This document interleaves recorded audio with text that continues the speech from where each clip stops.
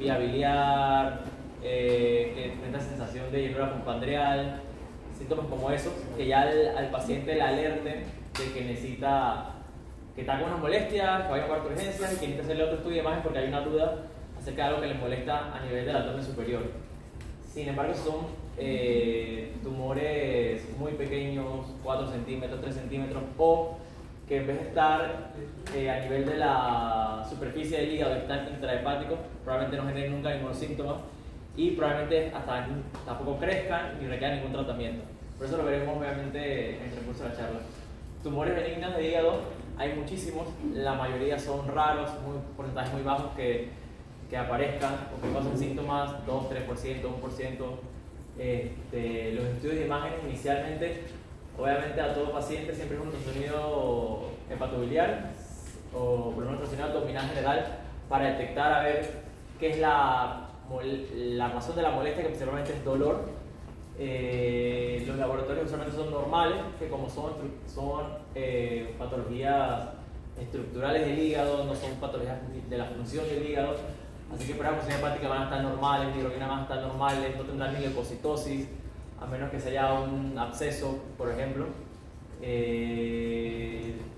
Laboratorios que pueden alterarse en el transcurso de la patología, pero es porque cambia el escenario, por ejemplo las transaminasas, pero ya en caso de que se eleve, ya sea por necrosis del tumor benigno, pero eso también es muy raro, bilirrubinas altas, pero esto sería por compresión exactamente del hígado hacia la estructura biliares y que no permiten el drenaje de bilis del hígado al intestino. Y los marcadores tumorales, como dice el título, son tumores benignos, pero hay algunos que tienen riesgo de malignización. Usualmente los marcadores tumorales probablemente o casi siempre estarán negativos, saldrá normal.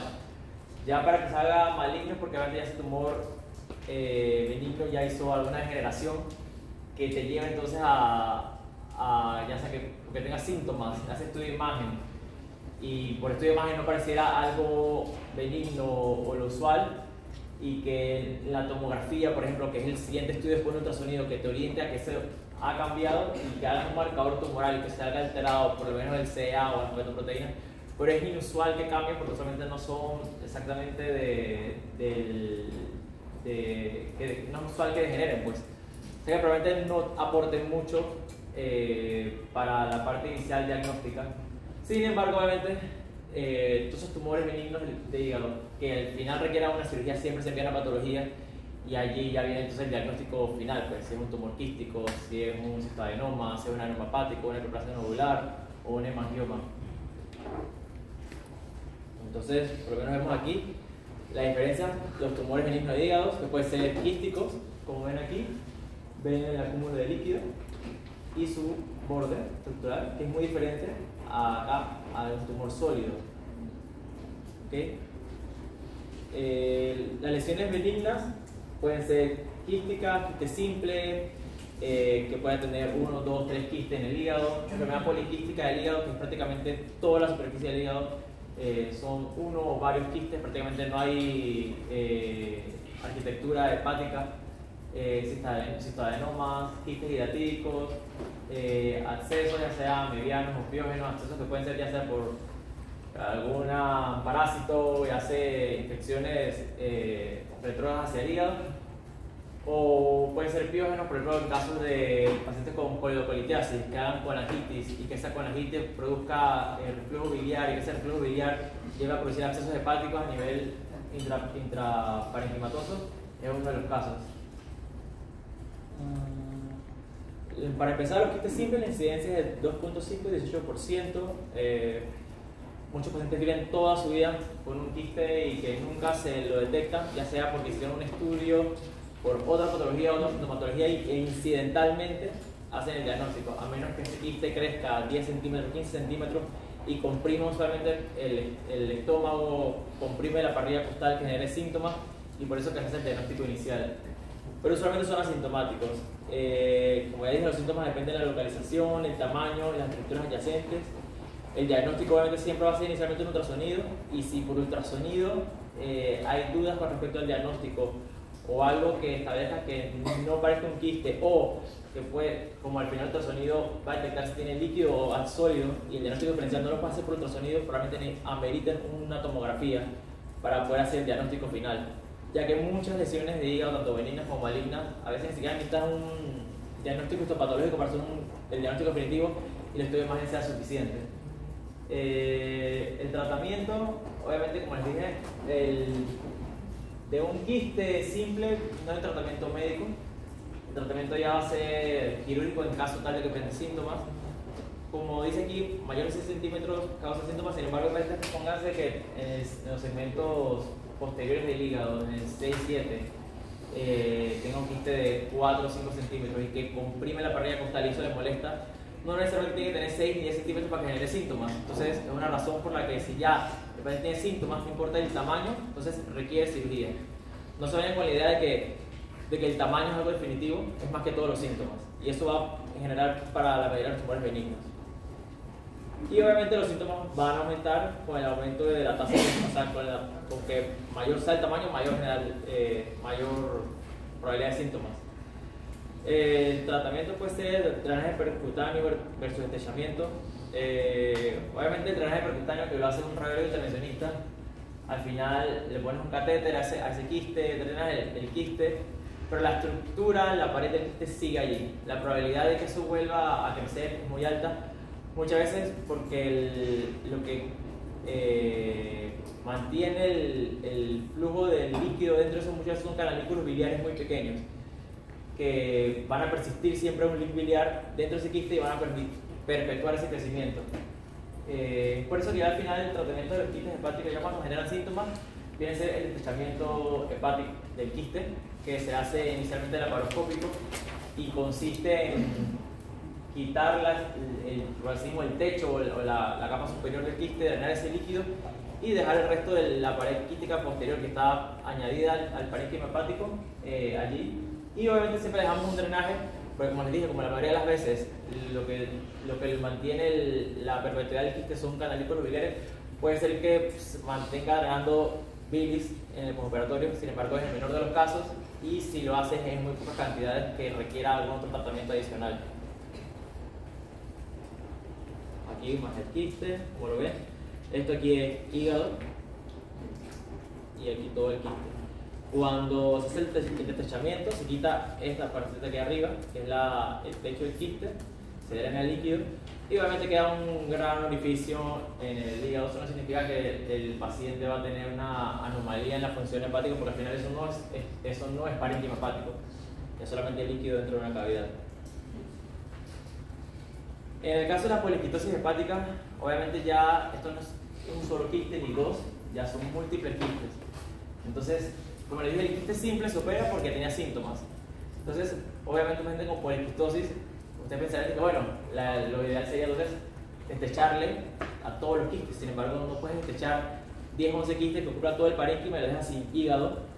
Y es por eso que ya un paciente sin hígado no puede vivir. Y es por eso que ahí es donde entra, en ese caso muy seleccionado de pacientes con poliquitosis hepática, el tratamiento del trasplante hepático. Pero eso ya es un caso muy seleccionado. Obviamente la poliquitosis hepática usualmente es una enfermedad autosómica dominante, también asociado con poliquitosis renal, que muchas veces esos pacientes, además de trasplante hepático, requerirán probablemente trasplante renal a la vez, o al mismo procedimiento, o antes o después. Como dije, son sintomáticos, se aumenta el tamaño del hígado por compresión, da dolor. Las pruebas de función hepáticas estarán conservadas. Es por eso que en estos pacientes, al momento de considerar para trasplante hepático, nunca van a tener una función alterada que haga que esos pacientes sean como primordiales en las listas de espera, pero sin embargo hay que tomarlos en cuenta para el trasplante porque no pueden vivir siempre con quistes dándole dolor toda su vida. Pues. Los diagnósticos, ultrasonido y CAR, inicialmente va a ser ultrasonido, posteriormente un CAR. Y obviamente el tratamiento, si en tal caso la poliquitosis puede ser quirúrgica, póngase que podamos estrechar 3-4 quistes y quede parénquima hepático funcional y no haya alteración en la función de las pruebas o alteración en la función del hígado, el procedimiento se puede realizar sin complicaciones. Sin embargo, si es un quiste, un hígado que está totalmente cubierto de quistes, es mentira que le vas a hacer el desechamiento de todos los quistes, así que eso no entra en consideración. Va a haber el tratamiento igual percutáneo versus desechamiento. Ya el percutáneo, inicialmente piensa que el tratamiento inicial va a ser quirúrgico, desechamiento del quiste. Y obviamente estos pacientes, pónganse que sean pacientes de 70 años, que no entran en lista de espera de trasplante hepático, porque la lista de espera de trasplante hepático en Panamá es hasta los 65 años, y tenga 70 años, pero sea un paciente con múltiples comorbilidades, que no aguanta una cirugía. Entonces ya el drenaje percutáneo entra como en segundo plano para por lo menos un tratamiento paliativo y permitir el alivio de los síntomas y por lo menos tratar los quistes más grandes y por lo menos darle calidad de vida a ese paciente. Y ya obviamente de última instancia, si no se puede hacer drenaje percutáneo, si no se puede hacer desechamiento y el paciente tiene todos los criterios y condiciones para entrar a una lista de espera de trasplante hepático, pasa a trasplante hepático. Como ven, estas son las imágenes. Al final tienes un riñón lleno de quistes, un hígado, todo el quiste. Entonces, imagínense entrar a un quirófano, un salón de operaciones y sacarle el líquido, entonces quiste no te quedas con nada de hígado. O sea que prácticamente eso no entra ni siquiera en la jugada. Es por eso que el trasplante hepático al final toma consideración en este caso. El cistoadenoma, otra lesión benigna de hígado, que sí tiene potencial de malignización. Igual los síntomas, lo repetiré en toda la charla, son por efecto de masa. Lo mismo el diagnóstico ultrasonido, CAP. Y obviamente ya como el cistoadenoma tiene riesgo de malignización y ese diagnóstico inicialmente es dado por el estudio de imagen, pero quiero que se vean también en la cabeza de ustedes que a pesar de que tengas un diagnóstico por ultrasonido, después le hagas una tomografía y en la tomografía haya dudas de que si es una cistoadenoma, que si es una hiperplasia nodular focal, que si es un adenoma hepático, si es un hemangioma y requiere la realización de una biopsia, al final la biopsia es lo que te da el diagnóstico. Si después hace una biopsia a ese paciente que está en un tumor sólido y reporta la patología cistoadenoma, el riesgo de malignización en ese paciente está. Y como una lesión premaligna, por eso que la indicación es quirúrgica en estos casos, ya que tiene como decir un 10-15% de malignidad. Y el tratamiento debe ser la resección con márgenes libres, 1 milímetro, 2 milímetros. Como es una lesión benigna, lo importante es que no dejar tumor en el parénquima hepático. Entonces ya cuando das la patología y te diga, aunque sea 1 milímetro libre de tumor, 2 milímetros libre de tumor, ya es suficiente y ya es seguimiento a ese paciente. Pero al final es como una lesión benigna que no malignizó y la patología tampoco te reporta de un cistoadenocarcinoma, ya únicamente seguimiento. Como ven en esta que está aquí, que se ve una situación sólida. Y acá un cistoadenocarcinoma obviamente mucho más grande, tiene diferentes características, no es una sola lesión uniloculada, está sentada, que realmente orienta que no sea realmente un cistoadenoma, sino un cistoadenocarcinoma. El quiste hiatídico, otra patología benigna, pero tiene infección por Echinococcus granuloso. Los síntomas, efecto de masa, puede realizar colestasis por compresión de la vía biliar, hipertensión portal por compresión, puede haber ruptura de estos quistes hiatídicos, logrando entonces, pues, imagínense como toda víscera hueca o lesión que se perfore dentro del abdomen y con líquido libre siempre va a causar irritación peritoneal. Entonces en esos casos obviamente ya cambia a ser un procedimiento electivo a un procedimiento de urgencia para hacer resección de ese quiste hiatídico. Y obviamente ese mismo quiste hiatídico puede sobreinfectarse y ocasionar abscesos. El tratamiento sería aunado de antibióticos, antiparasitarios y valorar la necesidad de un procedimiento quirúrgico. El diagnóstico la mayoría de los casos se da por ultrasonido. Y el manejo quirúrgico ya en estos pacientes con quiste hiatídico es una resección completa del quiste. Es lo mismo, no tienes que, es dejar margen libre, que no te quede algo de quiste en el parénquima hepático, o sea, 1 milímetro de margen libre ya es suficiente. Y como ven aquí el gran quiste, esto es hígado, y con varios multiloculados con los Echinococcus dentro del quiste. Con respecto al quiste hiatídico también hay una clasificación de la OMS que los clasifica los quistes hiatídicos en activos e inactivos. Esa clasificación la hacen por ultrasonido que va desde E1 hasta E5. Esa clasificación la pueden buscar en cualquier libro en internet. Es en clasificación de OMS de los quistes altídicos. Entonces, en base a si es activo o inactivo, así mismo se decide si el tratamiento puede ser únicamente antiparasitario o tratamiento quirúrgico. Accesos hepáticos, que la mayoría son accesos productos biliares, es decir, pacientes que tengan una coleocolitiasis, que hagan un reflujo biliar, que hagan colangitis y que hagan accesos hepáticos secundarios a esas coleocolitiasis que tiene el paciente, criptogénicos, por embolizaciones de la arteria hepática. Pónganse unos pacientes que están. Un paciente que se vaya haciendo operaciones por un tumor de hígado, pónganse que maligno, y que requiera una embolización arterial previa al procedimiento, y que pero producto de esa embolización arterial haga colangitis en la vía biliar, ese paciente puede desarrollar un acceso hepático por eso.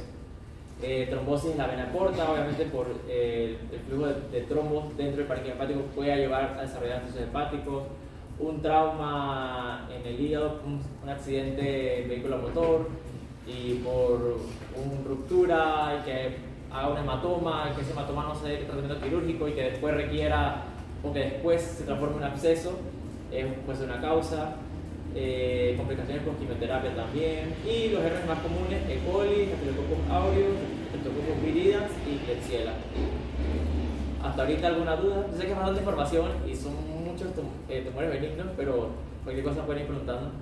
En uno de tus videos salía la planta tipo 3. ¿A qué se refiere? O sea, no sabemos cuál es. No, al final sería. No, el tipo 3 es por lo del muerte encefálica. Los donantes. Hay varios. En Panamá, hasta ahorita solamente se hacen donantes fallecidos. Hay una clasificación que se llama clasificación de Maastricht, esto es aparte, que categoriza el tipo de donante. Entonces hay pacientes que son donantes, que hacen muerte encefálica y es un donante fallecido. Hay pacientes que son donantes vivos, que le dan un sangre, le dan un trozo de hígado a otra persona. Eso es otra clasificación. Entonces esto se refiere a que estos pacientes de poliquitosis hepática, lo ideal fuera que fuera un donante fallecido, únicamente para referirse a eso. Pero al final no se concentra en eso, se concentra en el hecho de que esos pacientes con poliquitosis hepática, si no es quirúrgico, de la manera para realizar un estrechamiento, probablemente requiere un trasplante hepático. Concéntrense nada más en eso. ¿Alguna otra pregunta? ¿O era solamente eso? En la poliquistosis, usted mencionó que las pruebas de función hepática estaban conservadas, pero sí. Un paciente puede terminar en falla hepática. Es que decía evitar falla hepática, entonces. Es previo al. O sea, como tal, el paciente con poliquitosis hepática no va a tener falla hepática. Okay. Haciendo un paréntesis, cuando metes a los pacientes en lista de espera, obviamente lo haces a un criterio que se llama MEL y también al de Child-Pugh. Obviamente todo eso ve función hepática. Obviamente todo paciente con una cirrosis hepática por alcohol, por NASH, autoinmune, todos van a tener pruebas de función hepáticas alteradas. Entonces, como tienen pruebas de función hepáticas alteradas, el MEL va a ser mucho más alto que un paciente con poliquistosis hepática. Entonces, si lo pones así, esto es paréntesis, lo pones en lista de espera, y obviamente el paciente con poliquistosis hepática siempre va a estar por debajo de todo el resto de pacientes. Entonces, hay momentos que se toman otros criterios como excepciones para poder aumentar el nivel de ese MEL para que pueda considerarse para el trasplante hepático. La función hepática es si un paciente, vieron las imágenes que tenía miles de quistes, pónganse que sea, cuando llevas a segunda persona a paciente con múltiples quistes, le quitas todos los quistes y lo que queda de parénquima, el paciente que esté funcional ahorita mismo, pero después de una injuria quirúrgica y de echarle todos los quistes, probablemente una falla hepática. Ahí vendrá la alteración de la función hepática, pero previo a eso no lo va a tener, porque al final es una patología estructural, no funcional del hígado. ¿Otra pregunta? Usted dijo que el cistoadenoma, su tratamiento definitivo es la resección quirúrgica porque puede ser de malignización. Ajá, es una lesión premaligna. Pero en un paciente que tiene muchas comorbilidades y no toleraría una intervención quirúrgica, ¿qué se haría con ese paciente que no puede someterse a una? Ya lo verán, bueno, pero hay muchas patologías que tanto tumores de hígado, tumores de páncreas que son premalignos. Muchas veces hay pacientes que, aunque esté el criterio de quirúrgico, por el riesgo de malignización, por ese riesgo de malignización es una probabilidad. No es definitivo de que porque tengas un cistoadenoma va a degenerarse en un cistinocarcinoma. Pero si tú tienes un paciente de 90 años que su status performance no es bueno, que sabes que no va a aguantar una cirugía, obviamente ya la cirugía ni siquiera se toma contemplación y ahí empiezas a hablar riesgo-beneficio de un procedimiento quirúrgico, ver de llevarlo a la operación a un señor de 90 años, someterlo a una cirugía de hígado. El postoperario solamente puede ser muy complejo. Entonces, entre someterlo a un procedimiento quirúrgico y poder afectarle la vida tanto que podría morir por todo el riesgo de complicaciones postoperatorias por las comorbilidades que tenga, versus darle seguimiento a ese paciente o dejarlo tranquilo, porque al final es una lesión benigna que no ha malignizado, entonces tienes que ponerlo sobre la mesa. Pues. Al final es muy complicado decir, si tienes un paciente de 40 años y tienes cistoadenoma, vale, y que está sano, cirugía. Pero si tienes a alguien mayor con miles de variaciones, cardiópata, diabético, hipertenso, que no va a tolerar la cirugía, por más riesgo de malignización que tenga esa lesión benigna, someterlo a un procedimiento quirúrgico no es considerado. Pues. ¿Me explico? ¿Sí? ¿Algo más? ¿Hasta ahorita? ¿No? Okay. Los abscesos hepáticos amebianos. Los síntomas de tu paciente, obviamente, dolor, fiebre. El diagnóstico, claro, con certeza se realizará con una tomografía, porque al final es ultrasonido probablemente detectes lesión quística. Pero ese diagnóstico no es seguro, probablemente tienes que recurrir a otra prueba que es la tomografía, que se verá una lesión densa, uni o multiloculada con refuerzo periférico. Y el tratamiento puede ser desde médico con antiparasitarios, puede ser por radiología intervencionista para que haga un drenaje percutáneo, o puede ser quirúrgico para una resección del quiste diatídico.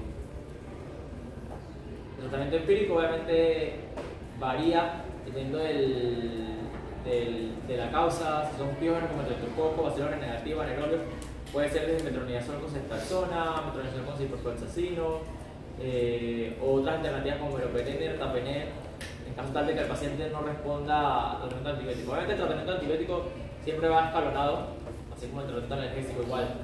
Empiezas con antibióticos de amplio espectro y vas valorando la evolución del paciente que el cuadro infeccioso mejore, que los leucocitos bajen, que haya un de dolor, que les puedan dar un seguimiento ambulatorio. Bueno, entonces este tratamiento empírico con antibióticos fue suficiente y no requiere tratamiento quirúrgico. En cambio de que eso no mejore, los síntomas persisten, puedes pasar al siguiente paso, que es el drenaje percutáneo.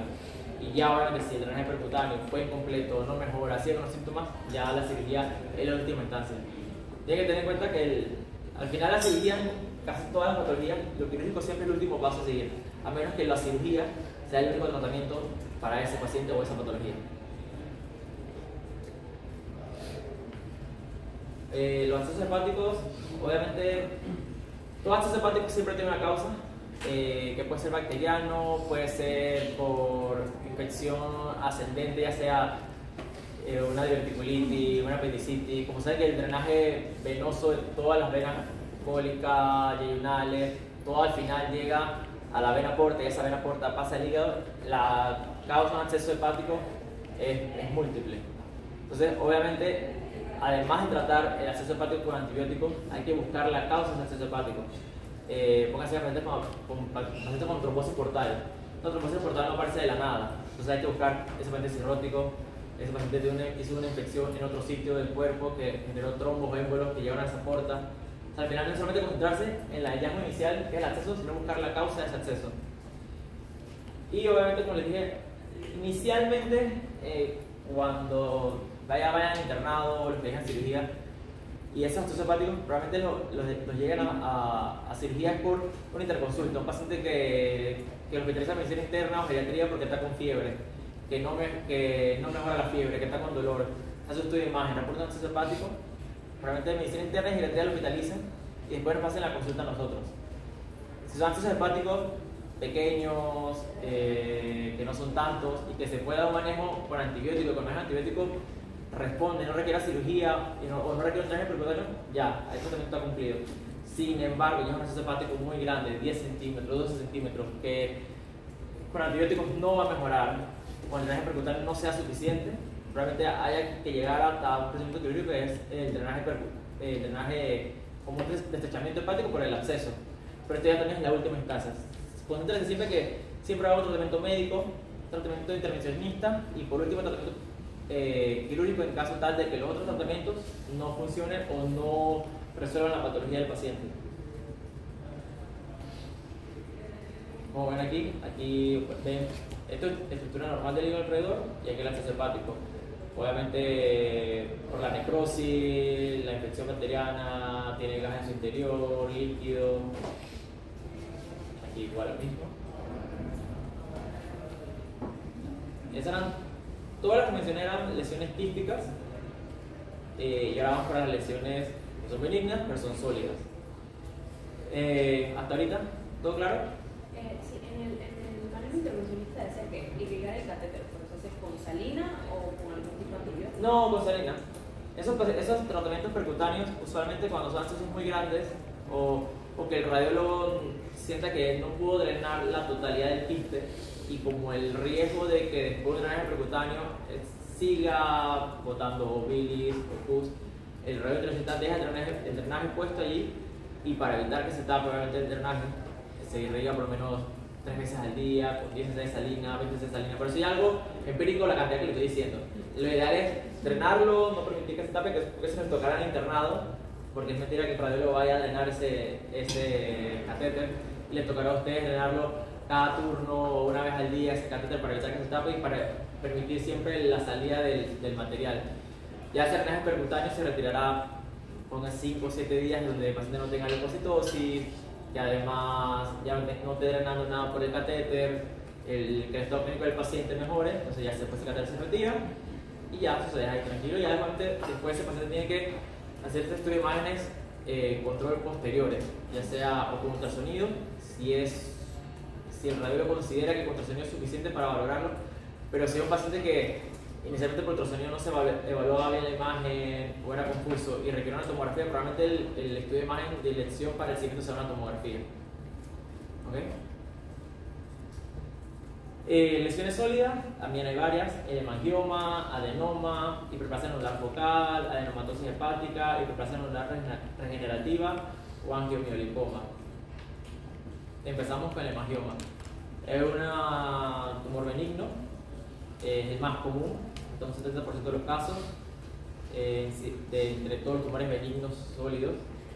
La incidencia es de 3 a 20%, usualmente son asintomáticos.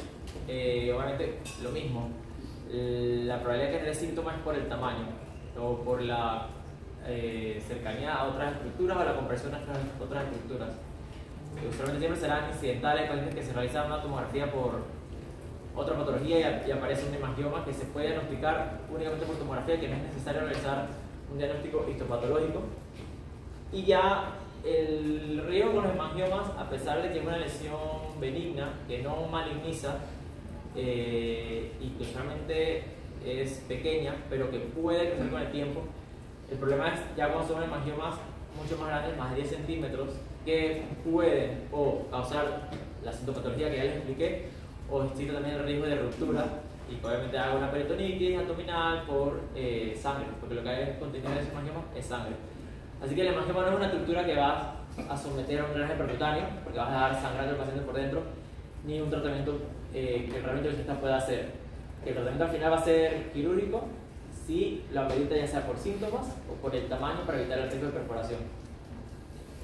El origen es incierto, obviamente es probablemente por malformaciones vasculares, pero son que se producen durante el crecimiento del feto, el crecimiento del hígado y todo esto. Y los síntomas obviamente siempre usualmente va a ser el dolor. El diagnóstico dice que la resonancia da el diagnóstico certero en 95% de los casos. El ultrasonido usualmente te reportará hay una lesión hepática, pero la tomografía usualmente es lo ideal o el que te da el primer diagnóstico. Usualmente no hay que llegar a una resonancia para hacer un diagnóstico de hemangioma hepático. Muchas veces, o de pronto los casos son múltiples. El paciente puede tener, o cualquiera de ustedes puede tener un hemangioma, o pueden tener 3 hemangiomas de 2 centímetros, y eso no hay que hacerle nada, es solamente seguimiento para ver que no crezca.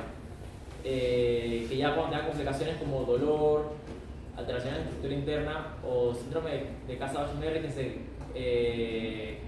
que tiene que ver con trombocitopenia, alteraciones en la coagulación y que afecte entonces la calidad de vida del paciente, entonces esa paciente requiere cirugía. Y el manejo de esos hemangiomas puede ser ablación, radiofrecuencias, pero actualmente en Panamá lo que se procede a realizar inicialmente es cirugía, que consiste más que todo en la resección anatómica del sitio donde está el hemangioma. Y obviamente el trasplante hepático lo pone aquí en lista, pero ni siquiera lo conecten de que hemangioma trasplante, no, ya son una consideración de que una paciente que tenga múltiples hemangiomas, así como múltiples quistes hepáticos simples y que no se pueda operar, entonces el trasplante ya entonces entra en consideración. Como aquí la estructura por dentro es sumamente diferente a un quiste simple. Y acá ven una resonancia como hiperintenso en fase T2.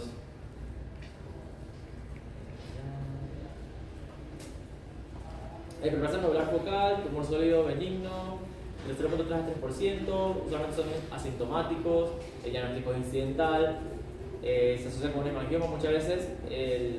Por ultrasonido, el radiólogo te puede decir que hay una lesión sólida en el hígado, que puede ser benigna, pero que no puede distinguir entre si es una hiperplasia, si es un adenoma, si es un hemangioma. Por eso que al final pasas a una tomografía.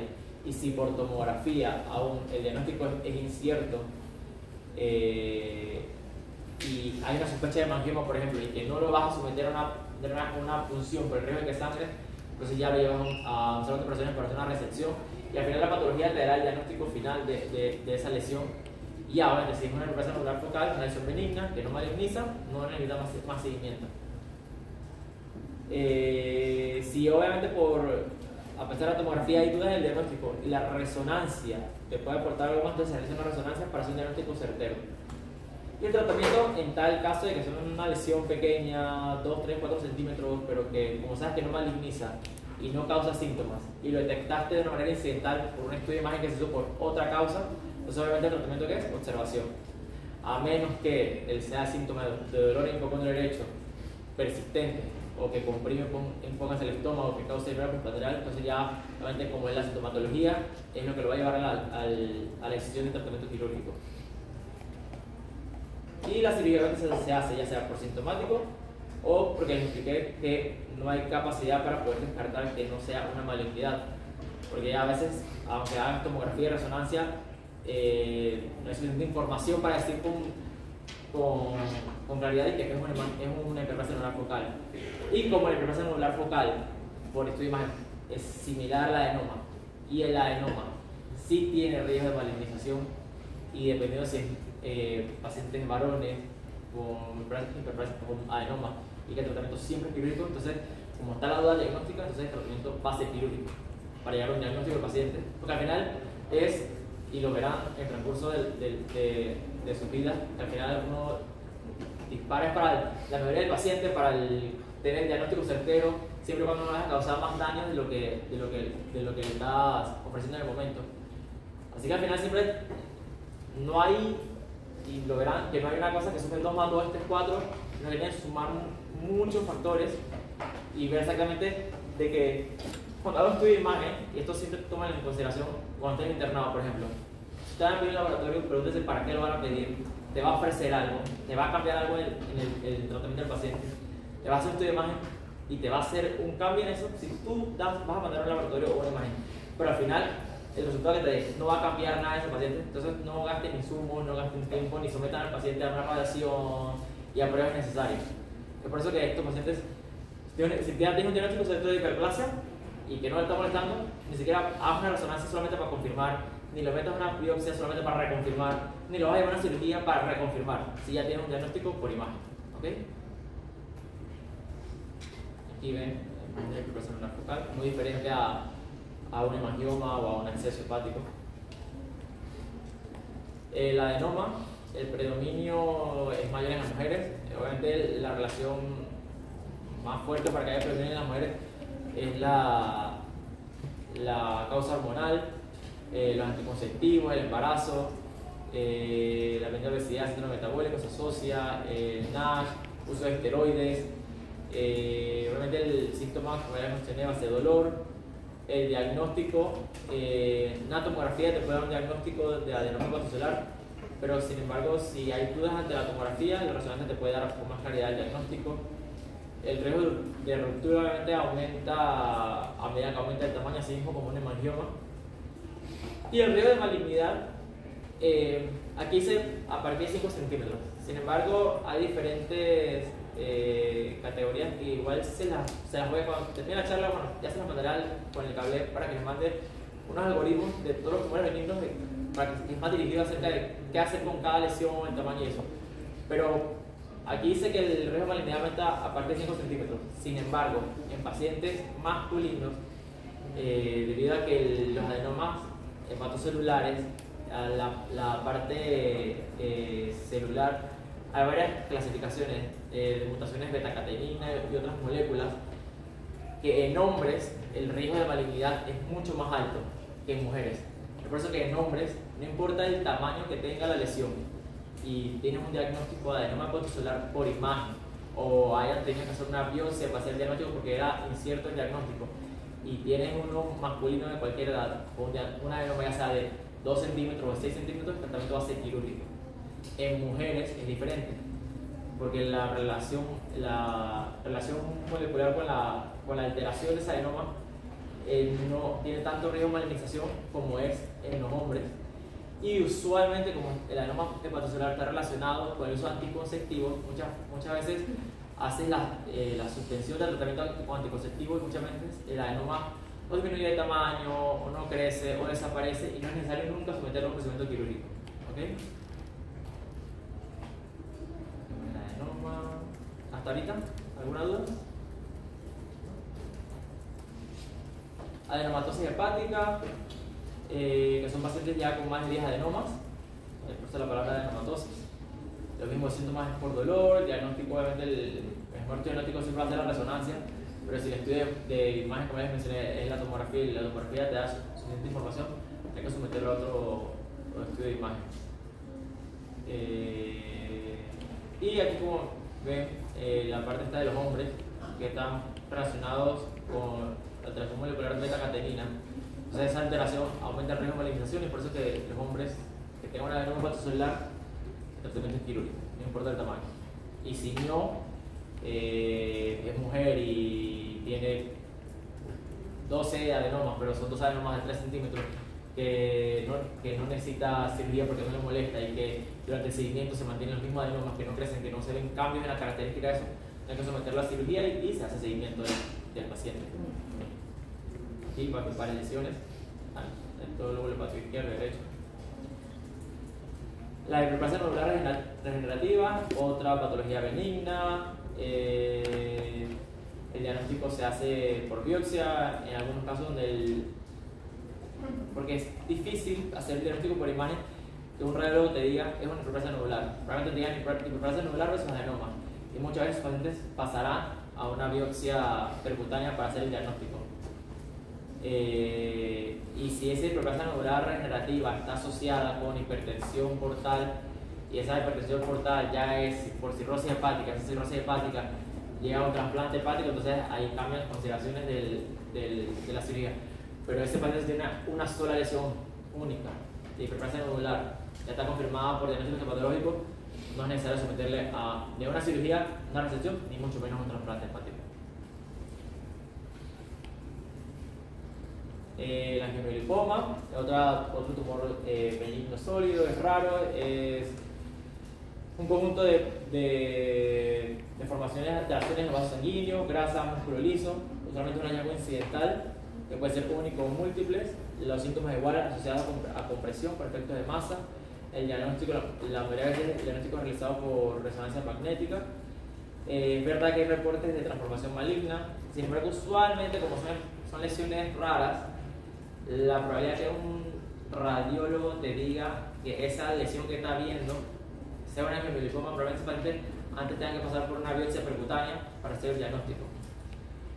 Al final la cirugía o el tratamiento de la hemolipoma va a pasar a ser de primer plano si tienes una hemolipoma más de 5 centímetros, que en el primer seguimiento lo ves en la consulta y te mide 2 centímetros, después a los 6 meses mides 6 centímetros, al año 10 centímetros, o sea que tiene un crecimiento. Obviamente ya los síntomas que van a llegar son síntomas de compresión, así que un tratamiento que vas a tener que someter a una cirugía.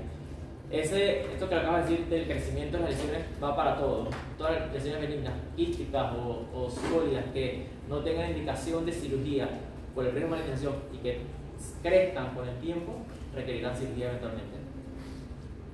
Y como es difícil hacer la exclusión de malignidad de estas lesiones, muchas veces ante la duda se llevan a cirugía.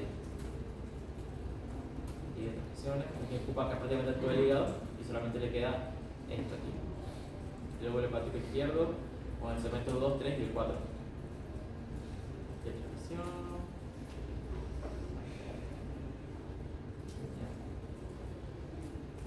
Entonces, como les dije, la indicación del trasplante hepático por tumores benignos es inusual, es muy raro, es en caso tal de que todos los otros tratamientos hayan fallado, tratamiento médico, tratamiento percutáneo, tratamiento quirúrgico, que no sean resecables, que los síntomas persistan y que el paciente obviamente puede entrar a una lista de espera, el trasplante hepático entra en consideración.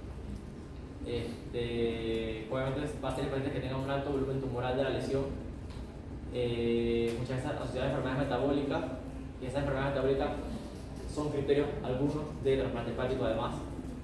Y también obviamente muchas veces como la hiperplasia anular focal que se asocia a hipertensión portal, ya hay cambios en la estructura del hígado y que llevan a fibrosis, eventualmente a cirrosis, y obviamente ya la indicación de trasplante hepático aumenta.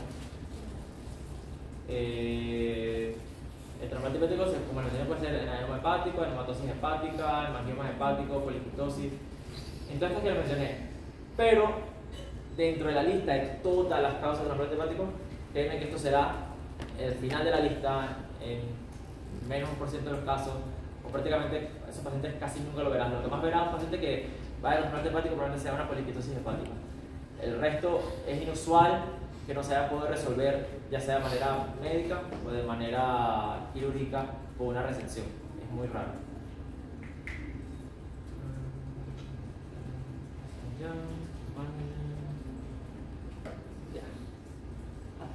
Esta es la parte de tumores benignos. ¿Alguna duda hasta el momento? Yo sé que es bastante, me tiene que tomar aprender ahorita aquí, pero sí es verdad que son patologías que obviamente al final tienes que ver caso tras caso para estas pacientes, porque es mentira que, así como ya son muy pocos los casos que existen de estos. Puede llegar, no sé, 2 pacientes al mes, o una adenoma, al siguiente mes te llegará un acceso, al siguiente mes te llegará un quiste diatírico, pero eso es inusual. Y sobre todo en Panamá los quistes diatídicos tampoco son comunes porque usualmente también son relacionados al acceso de carnes crudas. Entonces aquí debe comer carne cruda, no que seamos los más fanáticos, así que será el menor de los casos. ¿Alguna duda hasta el momento? Antes del siguiente caso, del siguiente presentación. ¿Ninguna? ¿Seguimos? ¿Dónde está el otro? Ahí el mismo, en la pestañita del choque. Ah, ya. Y cambia.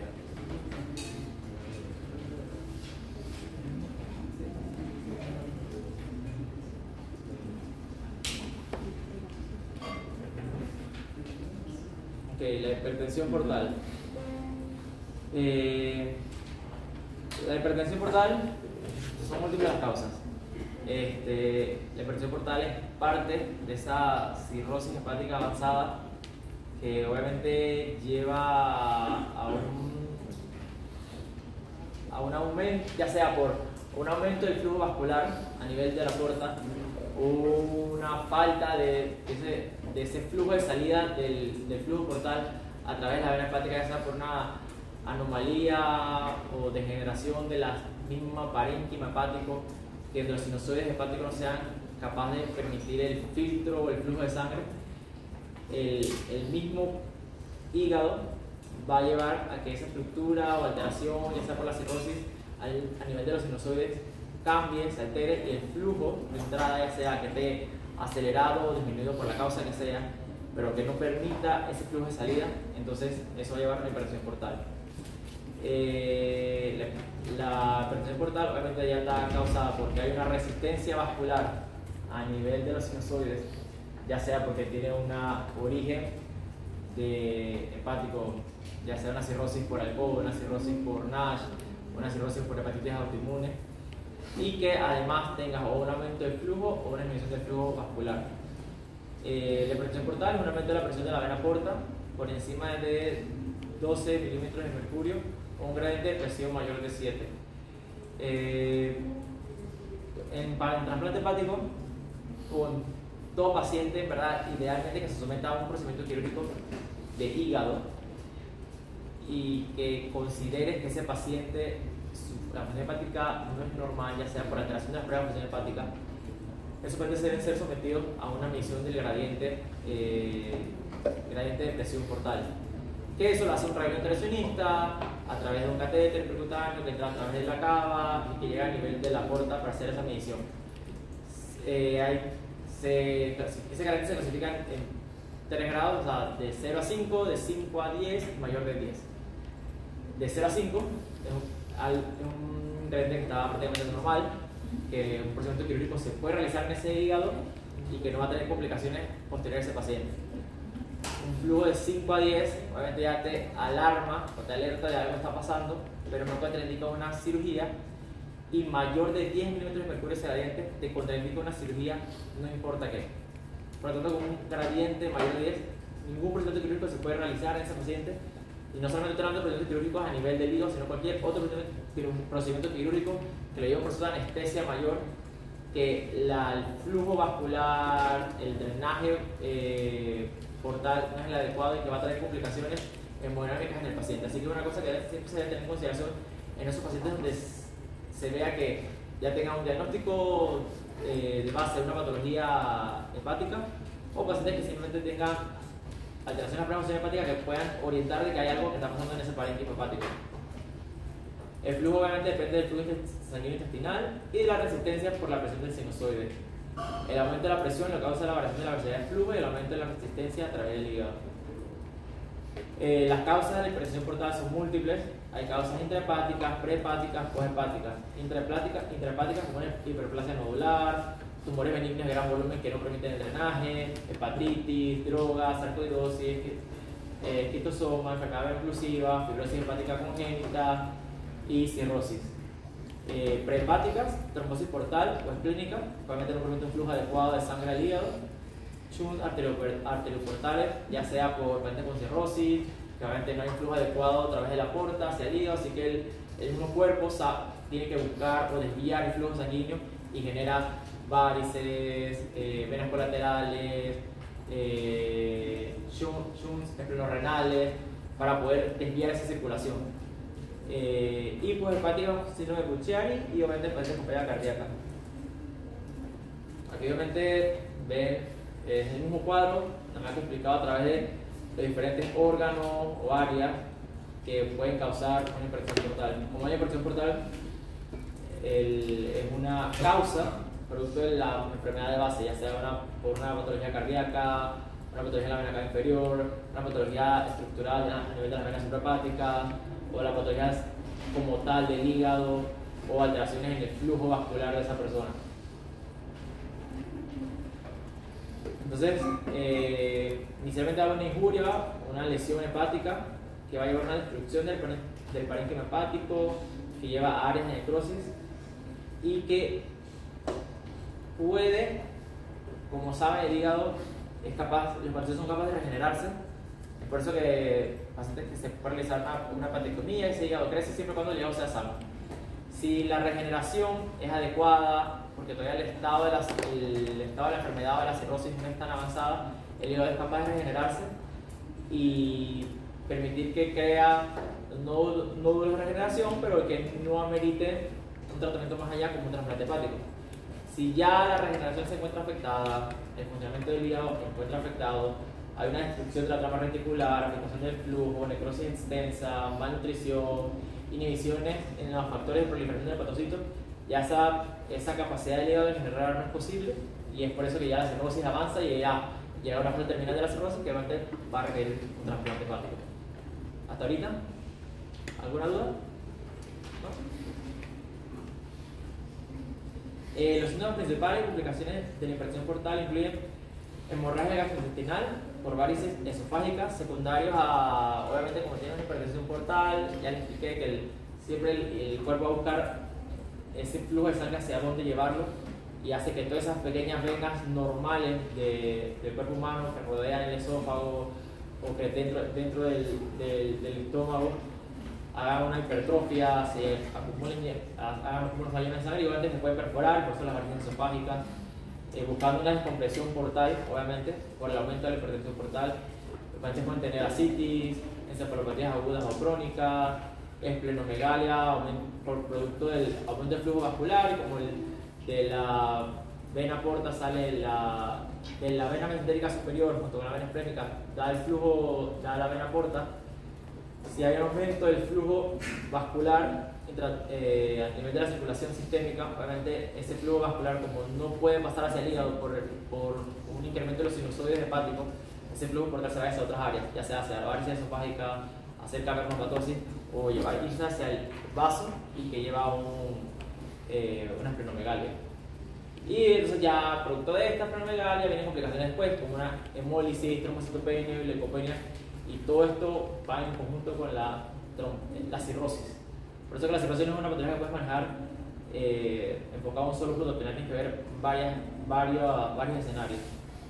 Y obviamente ya estados más avanzados pueden ser síndromes hepatorrenales o síndromes hepatopulmonares, que también son indicaciones de trasplante hepático.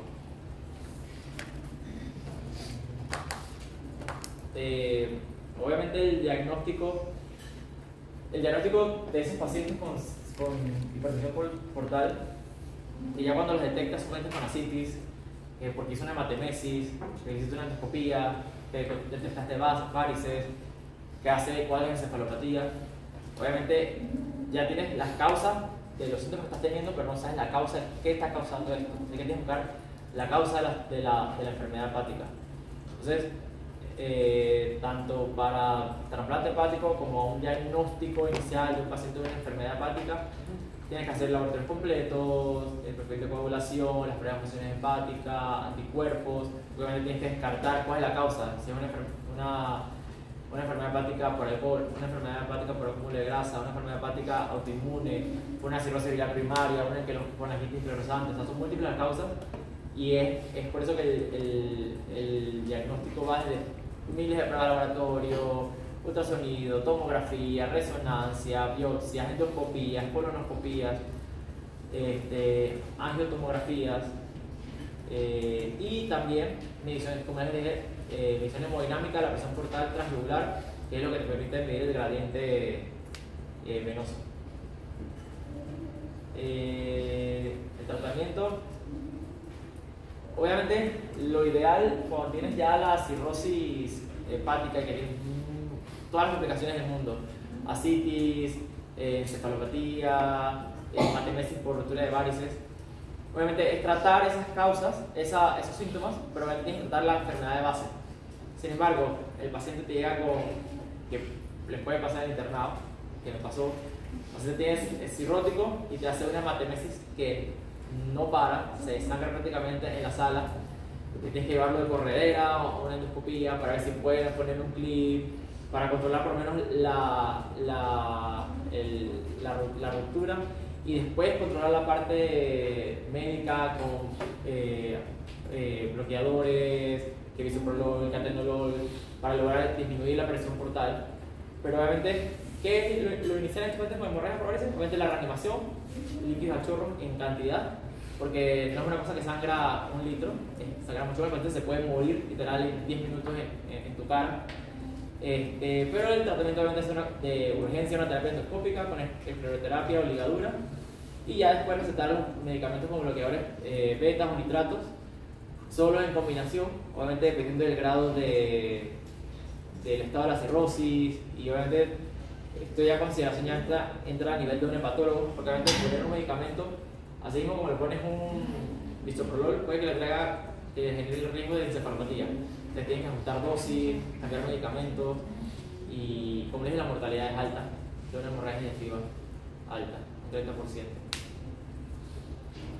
30%. La esplenomegalia, es mentira que vas a hacer una esplenectomía en un paciente con cirrosis hepática, solo la esplenectomía y le vas a dar obviamente con su hígado enfermo. Porque un paciente con cirrosis hepática que ya hizo esplenomegalia, está en un estadio avanzado, que someter a un tratamiento quirúrgico, ya sea quitarle hasta una uña, le puede traer complicaciones solamente por la anestesia. Entonces, un paciente con hipertensión portal que tenga cirrosis hepática, la esplenectomía sola no existe. Ese es un paciente que tiene un grado 3, 4 de esplenomegalia, que durante la cirugía de trasplante hepático, además de colocarle su nuevo hígado, hacen la esplenectomía. Y obviamente esta esplenomegalia, por aumento del flujo a nivel de la vena esplénica, la trombocitosis y todo esto, tienes que igual realizar la esplenectomía por el riesgo de que después se perpetúe la trombocitosis o que haga robo vascular y que ese flujo de sangre no sea adecuado para el hígado nuevo. Otra complicación de la presión portal, la citis, obviamente el tratamiento de restricción de sodio, diuréticos, paracentesis. Muchos pacientes antes de ir a un trasplante hepático se hacen paracentesis 3 veces a la semana, todas las semanas. Y en caso de encefalopatías, también restricción proteica, lactulosa, antibióticos. Muchos pacientes que toman lactulosa todos los días hasta que se puedan llevar a un trasplante hepático para evitar el riesgo de encefalopatía.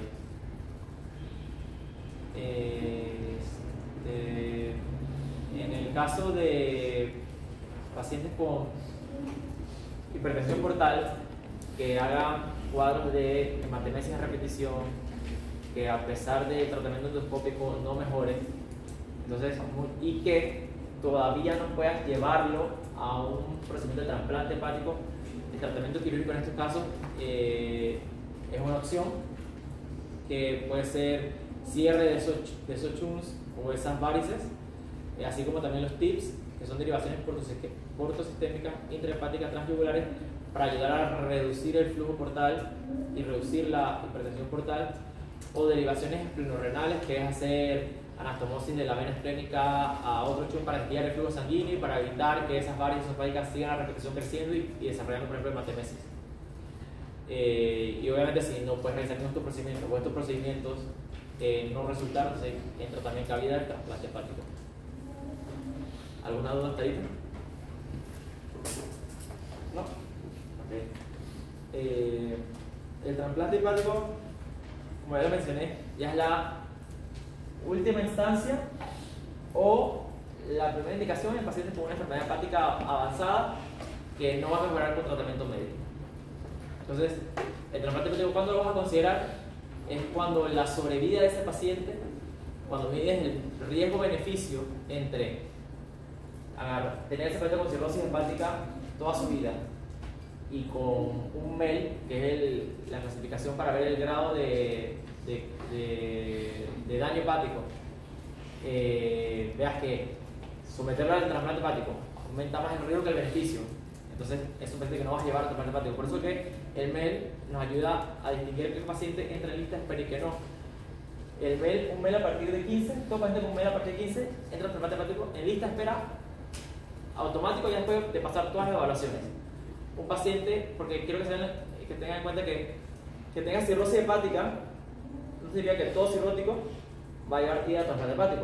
Puedes tener un cirrótico hepático compensado con un MEL en 10 y que con solo tratamiento médico y seguimiento con endoscopía y colonoscopía probablemente nunca requiera ningún tratamiento urgente, ni se complique su cirrosis hepática, ni se descompense, ni tenga encefalopatía de repetición, ni peritonitis bacteriana, ni cuadro de ascitis.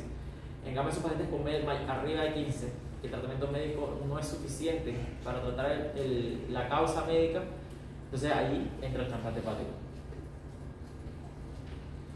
Las indicaciones de trasplante hepático son múltiples.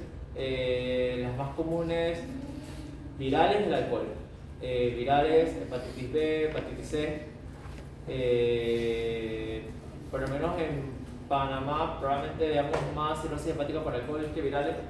Pónganse a la diferencia de España, que durante los 80 tuvieron lo de las transfusiones y la infección masiva de hepatitis B que hubo. Entonces, obviamente, ya es una población que hay mucha más estadística de hepatitis B y hepatitis C en esos pacientes, que obviamente es una indicación mayor, pero igual va más o menos de la mano. Otras causas, criptogénicas, autoinmunes, NASH, causas vasculares como Buchiari, enfermedad veno-occlusiva, o enfermedades colestásicas como una cirrosis biliar primaria, colegitis fluorescente primaria, atresia biliar, síndromes colestásicos familiares, enfermedad de Caroli. También hay causas por errores en metabolismo, hepatitis fulminante, que hepatitis fulminante puede ser por múltiples causas, virales, tóxicas, esteatosis hepática, otras como traumatismo hepático y retrasplante también es una causa de trasplante hepático. Los pacientes que un primer trasplante no hace un fallo primario, un rechazo crónico, una recidiva de la patología de base, ya sea el hepatitis C, y que a pesar del tratamiento antiviral no es suficiente, entonces probablemente hay que someterlo a un retrasplante. Obviamente el retrasplante si existe, si hay una indicación, probablemente la sobrevida no es la misma a un trasplante inicial. Pero eso no significa que por hacer un trasplante el paciente se va a morir, no es la idea. Para indicar el trasplante utilizamos la principal de Child-Pugh y el MEL. Obviamente aunados juntos, pero la clasificación que los pone en lista de espera es la clasificación de MEL. Un Child-Pugh ya arriba de 7, ya obviamente es una cirrosis hepática que no está compensada, que probablemente requiere un tratamiento hepático. En cambio, es un Child-Pugh A que responde a un tratamiento conservador, tratamiento médico, no requerirá probablemente trasplante hepático durante toda su vida. Y obviamente así, a medida que aumenta el child, así mismo aumenta el riesgo de morbilidad, el riesgo de mortalidad y disminuye la sobrevida del paciente. Y por lo tanto el trasplante hepático es una indicación más fuerte. Aquí el MEL lo que se encarga de medir es la posibilidad de mortalidad a 3 meses de esos pacientes con enfermedad hepática. Entonces obviamente como tiene un riesgo mayor con un MEL más alto, por eso que ese paciente en lista de espera estará por encima. Vas a tener primero un MEL de 30, podrás tener un MEL de 20, un MEL de 15, pero la idea es que entre mayor sea el MEL, la indicación es mayor, pero así mismo es el riesgo de la mortalidad. Y obviamente muchos pacientes, sobre todo con un MEL alto, en la espera de un hígado, pueden fallecer durante ese tiempo de lista de espera. Es por eso que otro mensaje tiene que llevar que obviamente a diferencia de otros países, en Panamá la tasa de donación de órganos es muy baja, ya sea por temas culturales o falta de educación, ya sea a nivel tanto de personal de salud como no personal de salud. Y obviamente como la tasa de donación en Panamá es tan baja, un paciente puede esperar hasta un año y medio, probablemente la persona no sobrevive ese tiempo y fallezca en esta espera. Es por eso que ya ustedes como ya futuros médicos tienen que tener en cuenta que la donación es importante, hablen a sus familiares acerca de eso, no es un tabú, el problema del trasplante hepático existe, no lo inventamos aquí, funciona desde el 80-85 en Europa. Aquí probablemente haremos 12 trasplantes hepáticos al año por esas causas, porque no hay mucha donación o porque mucho personal de salud no detecta esos pacientes que probablemente puedan ser candidatos a una lista de espera. Y en cambio hay hospitales que hacen trasplantes 100, 150 al año, todos los años. Así que para que lo tengan en consideración. ¿Alguna pregunta? ¿Sí? Doctor, una pregunta, yo soy un poco ignorante en el tema. Dígame. ¿Cómo yo puedo ser donante de órganos? O sea, ¿dónde tengo que ir? ¿Qué tengo que hacer? ¿En qué caso tal? Mira, es verdad que existe lo de la... te voy a contar la realidad. Existe lo de la cédula que tú puedes decir que yo soy donante y ahí va a salir. Sí es verdad que a nivel del Tribunal Electoral muchas veces ya te lo preguntan. Tú tienes que, uno lo dice porque es médico y sabe que yo soy donante, por la lista. La cosa de Panamá versus póngase España, en España es ley nacional que toda persona es donante, no importa que, a menos que que ese paciente fallezca y aparezca la familia llega, no, al final la familia tiene la última palabra. Pero todo paciente, antes de que llegue a la familia, ya una vez el protocolo de trasplante hepático o el protocolo de que es parte de un programa antes entra en cabida. Pues. Aquí en Panamá lo que pasa es, hacen muerte encefálica, digo, no es que todas hacen muerte encefálica, pero hay muerte encefálica y ni siquiera, a pesar de que diga la cédula, mucha gente no le para bola a eso. La familia de una vez se opone por temas de tabú o que no quieran someter al cuerpo del fallecido a un procedimiento quirúrgico.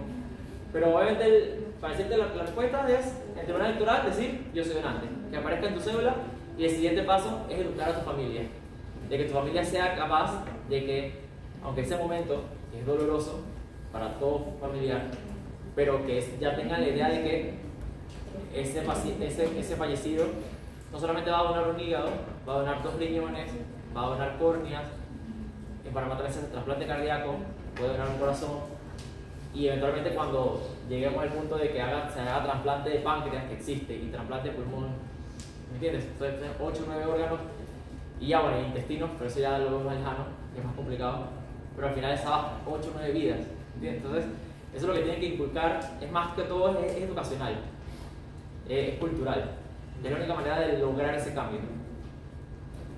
Okay.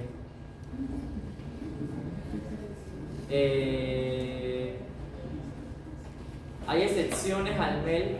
El MEL lo que te hace medir es creatinina, albúmina y la creatinina, albúmina y presión hepática. Como solamente mide esos 3 parámetros, y si tú le sacas, porque son una fórmula, y el paciente no tiene alterado ninguno de esos parámetros, obviamente el MEL no te va a salir alterado. Entonces, es esos pacientes, por ejemplo, un paciente con hepatocarcinoma, que tiene indicación de trasplante hepático, pero su función hepática no está alterada porque el hepatocarcinoma no te va a causar una función del hígado, solamente una lesión sólida. Entonces, existen criterios o excepciones que tú le puedes aumentar los valores del MEL para poder que ese paciente aumente la lista de espera y tenga mayor probabilidad de que le toque un hígado. Hay contraindicaciones para el trasplante hepático. Sí habla de que el VIH sí es verdad que no entra en consideración, pero cada vez menos. Por eso obviamente ya hay países del primer mundo que ya tienen miles de estudios, miles de estadísticas, y donde todos los días salen 2 o 3 donantes de hígado. Hay pacientes que tú puedes someter, hay pacientes receptores que tú puedes someter a un hígado con hepatitis C, a un hígado con VIH, porque no es una contraindicación absoluta. Sin embargo, siempre hay que llevar la situación al escenario del país. En Panamá no sale un hígado todos los días, puede demorar un hígado una vez al mes, y someter a un paciente con un riesgo alto de un trasplante hepático y que se complique de la enfermedad de base que viene ese hígado de ese donante, entonces por ejemplo no lo sometes a ese riesgo. Otras contraindicaciones por trasplante, obviamente pacientes donantes con un cuadro infeccioso no lo vas a someter no vas a ser donante, y un paciente en lista de espera que tenga un cuadro infeccioso con una infección activa aunque tenga lista de espera, no va a someterse a un tratamiento de trasplante hepático si hay una infección activa. Obviamente pacientes que la causa de la cirrosis hepática es alcohol y no tienen ni siquiera el periodo mínimo de abstinencia, que es lo que se quiere, por lo menos 6 meses. Es mentira que vas a someter a un paciente que sigue tomando toda su vida y que se tomó un trago el día anterior y se va a trasplante el día siguiente. Es mentira que no vas a seguir tomando un trasplante hepático. Así que por cosas ya de culturales y sociales y manejos con psicología y psiquiatría de ese paciente, no lo vas a someter a un trasplante hepático. Y ya obviamente otras complicaciones como una hipertensión pulmonar grave, como una presión arterial pulmonar mayor de 50, tampoco lo vas a someter a un trasplante hepático. Y los tumores malignos extrahepáticos, existen contraindicaciones absolutas y relativas de tumores de colon, tumores de mama. Si un paciente que tuvo un CA de mama ya no tiene recaída en 5 años, se le da de alta, ese paciente puede ser receptor, o ese paciente fallecido puede ser un donante. Pero obviamente pero siempre se ve, al final esta evaluación es multidisciplinaria. No es solamente decide un quirúrgico y un hepatólogo, hay un intensivista, un anestesiólogo, enfermería, trabajo social, psiquiatría, en pacientes con antecedentes de enfermedad de cáncer, hay un oncólogo que también es un punto de vista. Así que es una evaluación muy integral, muy completa para decidir qué paciente es donante, qué paciente es un posible receptor. Y también hay contraindicaciones relativas que se van evaluando dependiendo de nuestra condición. Aquí se menciona la infección por VIH, que me da una relativa más que una absoluta. Hoy en día no es absoluta, pero en Panamá muchas relativas se transforman en absoluta, pero es por la poca donación de órganos que existe. En Panamá actualmente del donante de hígado solamente se hace donante fallecido, que son esos pacientes que hacen diagnóstico de muerte encefálica, que son pacientes que están vivos ya porque están con dosis de vasopresores, intubados, un mantenimiento de ese donante día tras día, donde no hay alteración de la función hepática, dentro de todo se mantenga hemodinámicamente estable, a pesar que siempre va a tener vasopresores, va a ser un donante fallecido. Y el donante vivo, que puede ser relacionado o no relacionado, aquellos pacientes que sean sanos, que tengan una compatibilidad sanguínea con ese receptor y que ese paciente sano se pueda someter a un procedimiento de una resección de un trozo de hígado, ya sea segmento 2 y 3 o 2, 3 y 4, y que ese hígado sano, ese paciente sea capaz de regenerarse y que no lleves a ese donante a una falla hepática, entonces eso es un donante vivo, para que ese hígado sea, el hígado que dona sea suficiente para ese receptor. ¿Me expliqué? ¿Sí? ¿Alguna duda hasta ahora? En Panamá actualmente solamente se hace donante fallecido. Todavía el programa de donante vivo se han hecho únicamente 2. Algo que todavía estamos en la lucha porque al final, como no hay tanta donación de órganos, en muchos países, como en países de Asia como en Corea del Sur, donde por temas religiosos y culturales los donantes fallecidos no es una opción, entonces ellos tuvieron que recurrir a donantes vivos, y donantes vivos es lo que hacen principalmente. Que probablemente en Panamá, si la donación no sigue aumentando, probablemente tengamos que recurrir a tener las 2 opciones, porque no podemos esperar que un tenga una lista de espera 1 año y medio esperando un hígado y que fallezca por la espera de un hígado cuando puede someterlo a un donante vivo, de ya sea un familiar o conocido que sea compatible con él. Doctor, ¿y eso es solamente para los donantes de hígado o también van con los órganos? Obviamente el corazón no se puede donante vivo, páncreas tampoco, corazón, páncreas, intestino, eso es fallecido. Riñón sí se puede vivo, y obviamente si tienes 2 riñones, donas uno y quedas con el otro, eso se puede, eso se hace. Ellos creo que desde el programa del riñón habrá empezado creo que en el 90 en Panamá, el hígado empezó en el 2010, 2011, o sea que y ya lleva más tiempo, y sí hacen tanto donante vivo como donante fallecido.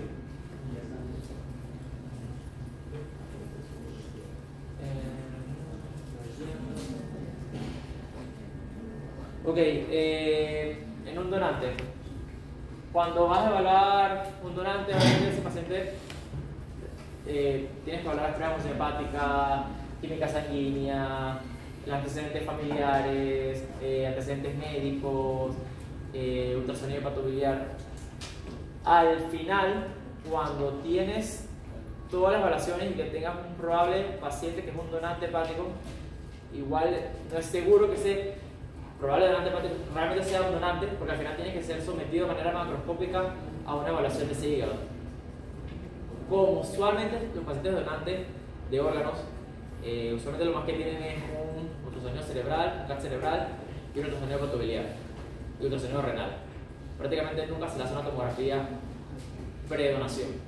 Entonces siempre cuando entremos o entren, y a algunos les tocará entrar a un donante hepático, tienes que evaluar, inicialmente evaluar ese hígado. Se ve esteatóxico o no esteatóxico, y eso lo ven porque solamente pasarle el dedo ven, o el color se ve sumamente amarillo, nodular, o los bordes no son lisos, o una consistencia dura, debe ser consistencia blanda, o te la encuentran una lesión que el ultrasonido no detectó, que puede ser un tumor. Obviamente ese hígado no se va a trasplantar. Tienes que examinar toda la cavidad abdominal, que no haya ningún tumor en estómago, en colon, en intestino delgado, y también evaluar las estructuras vasculares de ese donante, porque si tienes placas de ateroma, todas las arterias ilíacas, toda la aorta, que son vasos grandes, muy probablemente la vasculatura del hígado de esos injertos sea malísima, o sea que lo que te va a llevar es descartarla.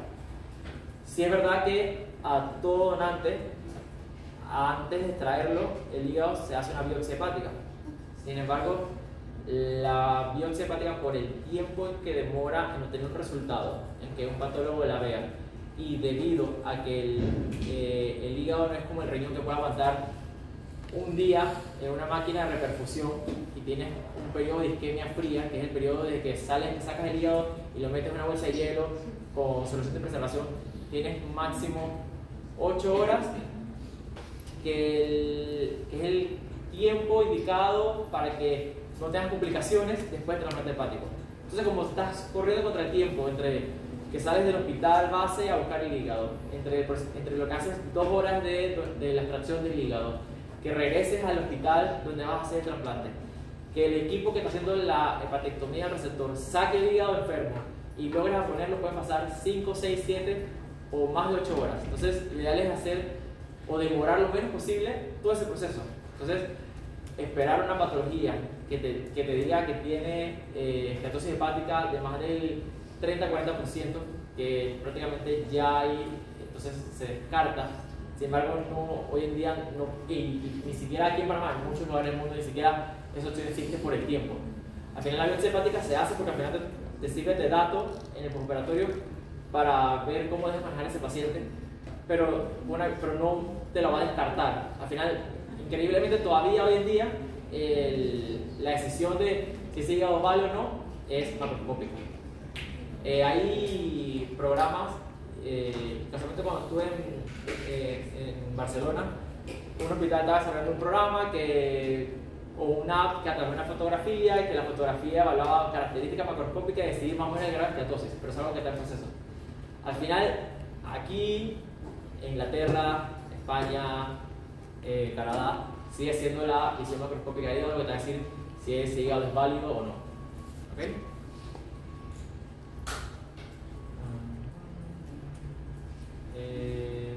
Obviamente, con implicaciones absolutas a donación, que tenga una infección activa del paciente, una enfermedad hematológica o cualquier tipo de cáncer.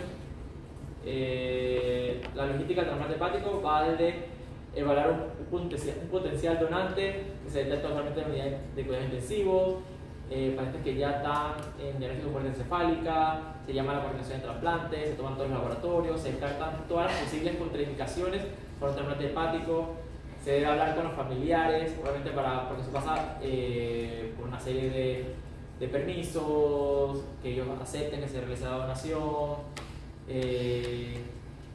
Si inicialmente en la primera entrevista con la familia están indecisos o no quieren, uno tiene todavía el derecho o la posibilidad de realizar una segunda entrevista con tratar de persuadirlos o lograr que por lo menos tomen en consideración y discutan entre familias. Muchas veces puede ser que haya 3 hijos que dicen que sí es donante y sale el cuarto hijo que dice que no. Ya ese cuarto es suficiente para que no sea donante. Con que un familiar diga que no, aunque todas las demás familias digan que sí, tiene que estar un acuerdo en conjunto. Y ya después de que esa se acepta, hay que hacer el diagnóstico de muerte encefálica, que eso lo hace o un urgenciólogo, o un neurocirujano, o un neurólogo, o un intensivista, que eso queda en acta, las horas que hizo el diagnóstico de muerte encefálica, que se hicieron los 2 diagnósticos de muerte encefálica, y ya después de pasar todo ese proceso, evaluación de laboratorio, estudio de imágenes, hablar con la familia, y que el paciente durante todos esos días, todos esos procesos se mantenga estable, ahí entonces viene la donación.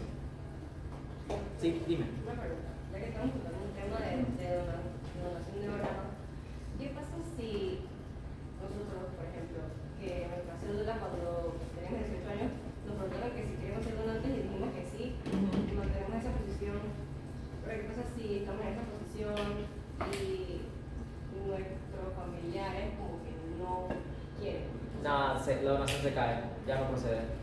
Aunque tú hayas puesto tu cédula. Sí. Es lo mismo como en España, que la ley es nacional y la ley dice que todo el mundo es donante, pero donde alguien se oponga, entonces ya no se puede proceder. La diferencia de ellos con nosotros es que usualmente que una familia allá te diga que no es muy raro, porque todo el mundo sabe que el programa existe, que tiene miles de años y que es algo normal. Así como hablar de voy a la playa, sí, yo soy donante, así es normal.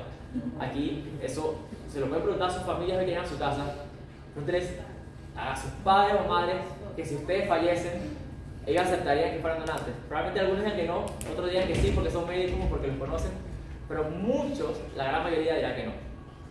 Por eso que al final, yo creo que más que educar al personal de salud a detectar posibles donantes, posibles receptores, es más que todo educación a la población, con campañas o correr la información de lo importante que es la donación. Pero si aunque tú tengas tu cédula, hagas un acta, pero tu familia dice que no, no procede. Y si en un testamento ¿Qué va? Y si al revés, sí, ¿Cómo? si sale en la cédula, ¿no? Yo familiar de que sí, Mira, es inusual. Eso ya entra como un problema ético y que se tiene que discutir con la familia. Obviamente, como ya estás muerto y tu familia tiene un tema de dirección, puede pasar que, aunque tú hayas dicho que no, y la familia diga que sí, eso trae consideración. Sí se puede pasar. Sí puede pasar. Y otra cosa más. Ajá. O sea, las donaciones de órganos, o sea, acá Palma no sé qué tanto se hace, pero ya vi que es un poco escaso de repente. Pero, o sea, guiándome por cosas que he visto en personal. Ajá. O sea, es que una persona lo necesita bastante. O sea, va como una persona, pero si digamos que yo tengo un tío que anda en esa situación y yo lo necesito, se puede arreglar como para que mi tío me lo dé, porque yo soy su sobrina. Al final, lo que pasa, bueno, la lista de espera, la lista de espera es nacional.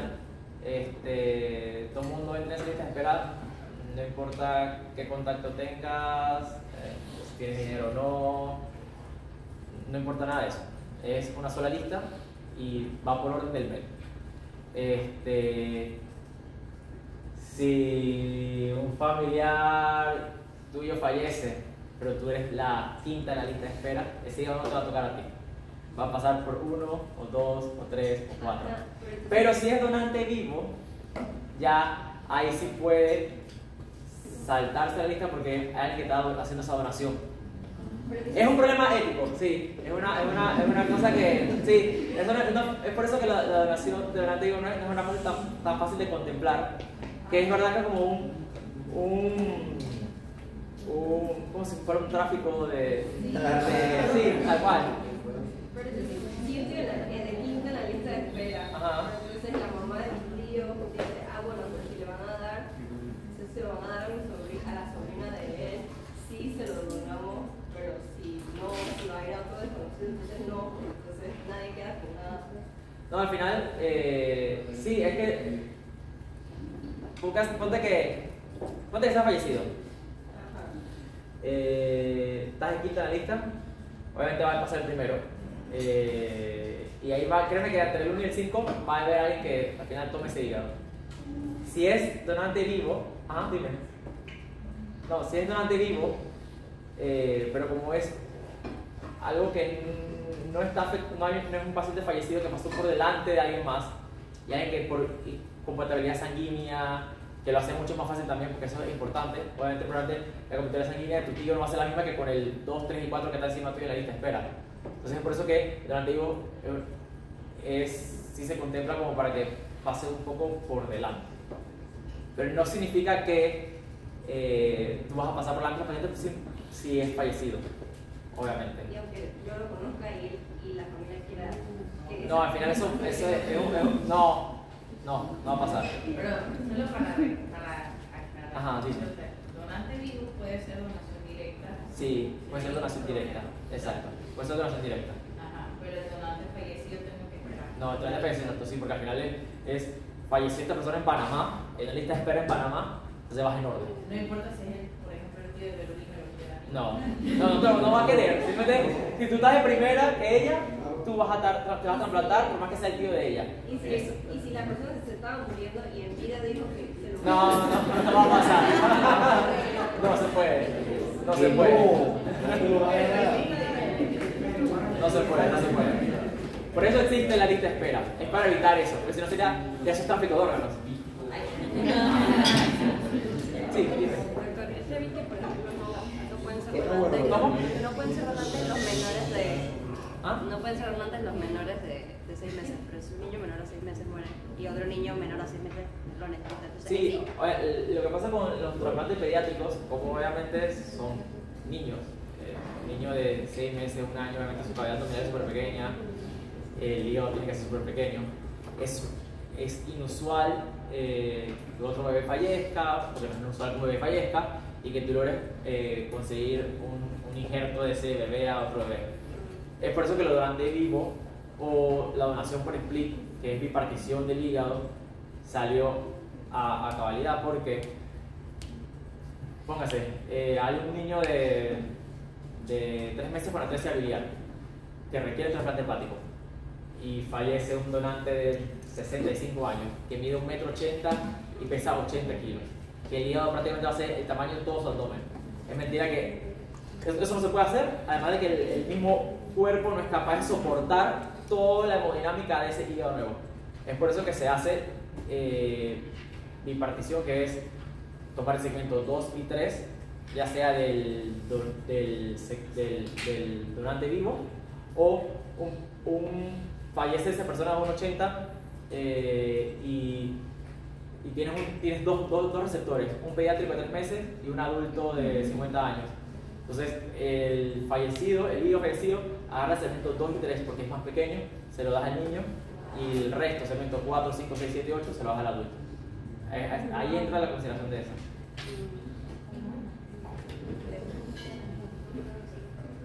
Entonces, el procedimiento quirúrgico, hay varios pasos: el explante, que es la extracción del hígado del donante; la cirugía de banco, que una vez extraída el hígado del donante, tienes que proceder a limpiar, quitar toda la grasa de la aorta, la arteria hepática, la vena cava para que sea una anastomosis adecuada; la hepatectomía del receptor, que es extracción del hígado del receptor; y el implante, que es la puesta del hígado nuevo. El explante, mira, si ven esta imagen aquí, ven que es un hígado rosadito, que los brazos son finos, probablemente es suave, y que obviamente ya solamente la parte macroscópica te dice esto es un donante. Y la hepatectomía del receptor ya es un hígado cirrótico, pues en un paciente con enfermedad avanzada, que le vas a hacer la extracción. La cirugía de banco, como ven aquí en la imagen, son 4 anastomosis que tienes que hacer un trasplante hepático. Tienes que hacer anastomosis de las venas suprahepáticas de ese hígado con la vena cava inferior del receptor. Tienes que hacer una anastomosis de la porta de ese hígado con la porta del receptor, una anastomosis de la arteria hepática, ya sea común, propia, donde sea mejor la anastomosis. Eso no se mete en esa guía, yo tengo el sitio, pero es la arteria hepática con la arteria hepática del receptor, y una anastomosis del conducto biliar del donante con el conducto biliar del receptor. Son 4. La cirugía de banco que hace es verificar que todas esas anatomías de esas 4 estructuras se encuentren sin lesión, que se encuentren sin alteraciones o anomalías, y que además tenga una anatomía adecuada que te permita una anastomosis dentro de todo lo más sencillo, simple, para evitar complicaciones en el posterior. Hay una fase durante el trasplante hepático que se conoce como fase anhepática. Ok, vamos por parte. Déjame algo antes de seguir con esto. Yo creo que les va a poder sale mejor explicárselo así. Va. Tienes un donante, el donante ya lo elegiste, tiene todas las características para ser donante, que es un ultrasonido hepatobiliar que está normal, que no tiene lesiones, un paciente que a pesar que va a tener muerte encefálica, el tallo cerebral no funciona, el paciente se hipotensa, hace vasodilatación, vasopresores va a necesitar sí o sí. Entonces, después de todo pasar toda la evaluación, que tienes tu donante, tú procedes a llevar ese donante al salón de operaciones y evaluar lo que les dije, la estructura del hígado, la anatomía de los vasos, la consistencia y descartar otras lesiones en otros órganos. Extrae el hígado con las estructuras conservadas, su arteria hepática, su vena porta, su conducto biliar y su vena cava. Al extraer ese hígado pasa la cirugía de banco que ya les expliqué, que es limpiar toda la estructura y verificar que toda la anatomía está adecuada y en orden para hacer la anastomosis. En el mismo tiempo que estás haciendo la extracción del hígado y que ya dices que el hígado es válido, el equipo que está en el otro hospital o en el mismo hospital haciendo que va a ser la parte del receptor, tiene que empezar la extracción del hígado. En el momento de que ya dices que el hígado es válido, tienes que canular la aorta y la porta para pasar líquido de preservación, que aquí usamos el custodiol. Hay varias opciones, IGL-1, HK, miles de opciones de líquido de preservación, pero aquí en Panamá se utiliza custodiol. Se pasa más o menos 4 bolsas de 1 litro por la aorta y 3 o 2 bolsas de líquido de preservación por la porta. Cuando se empiece a hacer esa pase del líquido de preservación al hígado, de una vez, ya obviamente se sanguina, se extrae toda la sangre, se limpian todos los vasos y empieza una fase de isquemia fría, que obviamente ya no hay circulación, el paciente ya está desconectado, ya oficialmente fallecido, y tienes que colocarle hielo a la cavidad abdominal para mantener esa preservación. Porque obviamente es así como en cirugía cardíaca, así mismo en cirugía de donación de órganos, hay una lesión que se llama isquemia preservación, que las consecuencias se van a notar después de puesto ese hígado. Entonces, una vez que ya el hígado está con el líquido de preservación pasado y en hielo y ya extraído del donante, eso se llama fase isquemia y es isquemia fría. Todo ese rato esté allí en una bolsa de hielo esperando para colocarse en el receptor.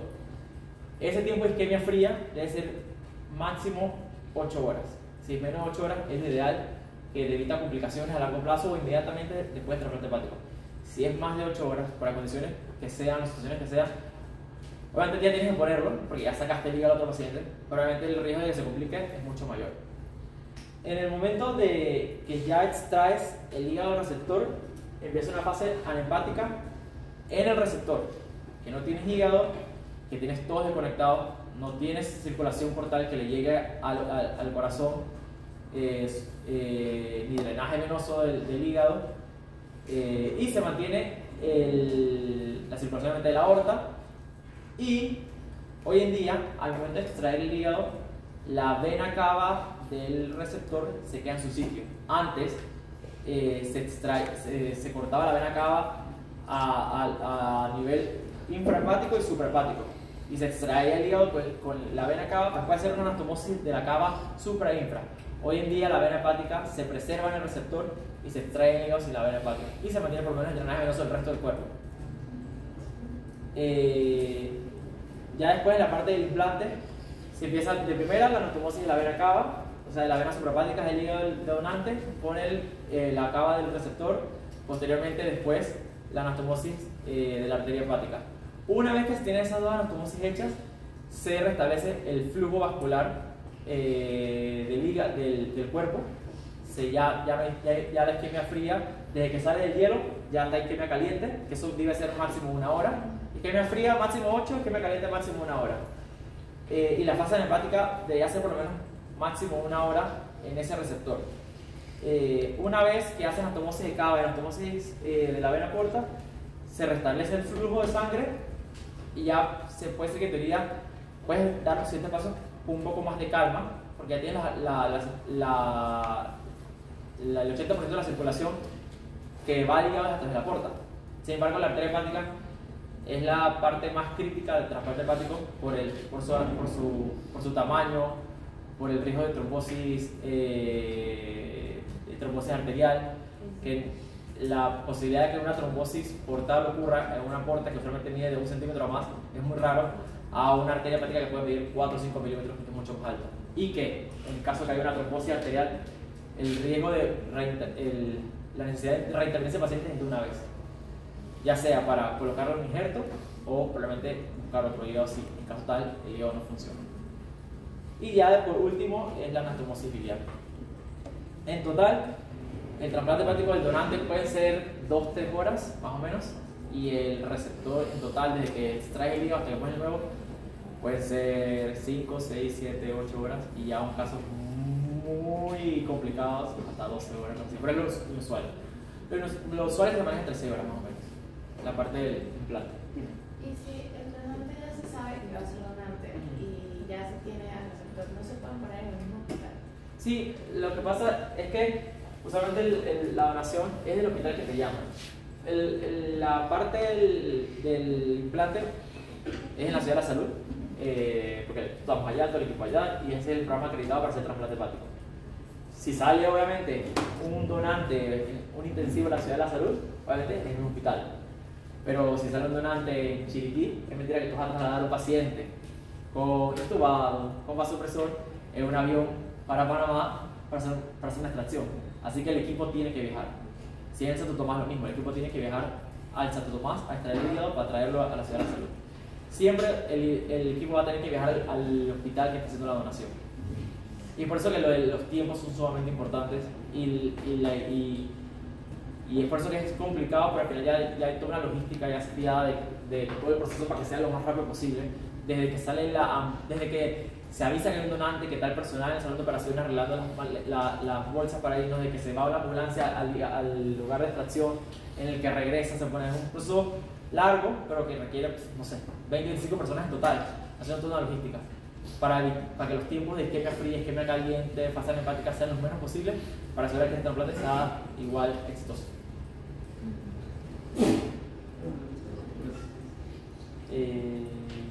Y ya después de anastomosis de la cava, porta, arteria, biliar, ya después viene la parte de colocar drenajes y cierre de la cavidad abdominal. Y ya obviamente ya después viene un proceso de vigilancia, iniciar inmunosupresores, que no haga complicaciones, hacer ultrasonido Doppler a las 6 horas, al día siguiente, y un sinfín de cosas que salen más allá de esta clase, pero es para que tengan en consideración. ¿Hasta ahorita alguna pregunta, dudas? ¿Seguros? Usted mencionó que había unos criterios adicionales de MED que se le adjudicaban a pacientes para que sean considerados dentro de la lista de espera, aquellos que tienen prueba de función hepática conservada. Exacto. Eso al final no existen como... Tú le sumas, por ejemplo, no es que sean criterios como tal, tú le sumas factores. La palabra sería factor. Okay. Ponte, tienes un señor de 40 años que tiene cirrosis hepática, pero quizás su función hepática no esté tan alterada, versus tienes un paciente de 65 años que probablemente se salga de lista de espera a los 66 y que está esperando un hígado porque tiene un hepatocarcinoma, pero su MEL es más bajo. Entonces obviamente tú le sumas el punto por la edad, por ejemplo. Es algo, y esos puntos que le vas sumando por edad o por la comorbilidad o por el estado funcional del paciente fuera de la función hepática, son puntos que cada programa de trasplante hepático alrededor del mundo adjudica de manera, en verdad, personal de cada programa, pues. 2 puntos, 3 puntos, 4 puntos, con tal de subirle factores, subirle puntos por cualquier factor que puedan encontrar que pueda subir por encima de los demás pacientes para poder que pueda adquirir un hígado más rápido. Y obviamente esto no es pasar por encima de los pacientes de la lista de espera. Esto es evaluar el riesgo-beneficio de un paciente ante la causa de esa cirrosis hepática o la causa o la indicación de trasplante hepático para evitar que fallezca o que, por ejemplo, un hepatocarcinoma, una lesión, puedes tener 3 lesiones de 2 centímetros. Existen criterios Milán que te dicen el paciente entra en lista de espera o no entra en lista de espera. Si es una lesión sólida única, más de 5 centímetros, el paciente se sale dentro del trasplante por el riesgo de recidiva tumoral. Si tienes un paciente con 4 lesiones de hepatocarcinoma, se sale también, porque la indicación es por lo menos hasta 3 lesiones y menos de 3 centímetros. Entonces, pero si tienes un paciente que tiene 3 lesiones y mide, antes medían 2 centímetros, ahora van por 2.5, probablemente se salgan pronto de lista de espera. Entonces, ese paciente le das prioridad o trata de subirle puntos para que pueda acceder a un hígado más rápido que otro que puede esperar un poco más. ¿Alguna duda? ¿Todo bien? Aquí hay unos casos clínicos. Vamos a ver para ver. Una paciente femenina de 39 años acude con historia de aumento de diámetro abdominal asociado a una masa palpable, se le realizan estudios que evidencian una gran poliquitosis hepática, ¿cuál sería el manejo propuesto? ¿Cuál ustedes creen? Es una poliquitosis hepática. Una gran poliquitosis hepática.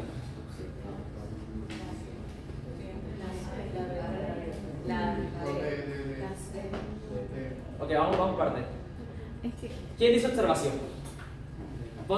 Este paciente dice que tiene aumento del diámetro abdominal asociado a masa palpable, o sea que probablemente tiene dolor. Y ya está aumentado con el tiempo. El Exacto. tamaño Así que observación, no vas a observarlo, verlo cogido el dolor, así que no, eso lo omites. Estrechamiento de los quistes, ¿quién considera esa opción? No sé. No son múltiples, así que no vamos a meter a esa paciente que después de una falla hepática y somete un riesgo quirúrgico por hacer un estrechamiento de 11 quistes que ocupa todo el hígado.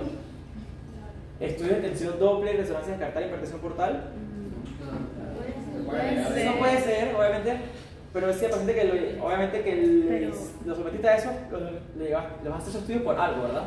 O sea que probablemente esto es la D, estudios de tensión y probablemente inclusión de lista de espera. Obviamente dentro de la inclusión de lista de espera, le harás estudios de Doppler, resonancia, evaluarás el gradiente de hipertensión por TACS y buscar la causa y todo. Pero al final tienes que someterlo o por lo menos considerarlo para un trasplante hepático. A ver. Una paciente incluida en lista de espera para trasplante hepático por enfermedad benigna. ¿En qué momento esta paciente se debe trasplantar?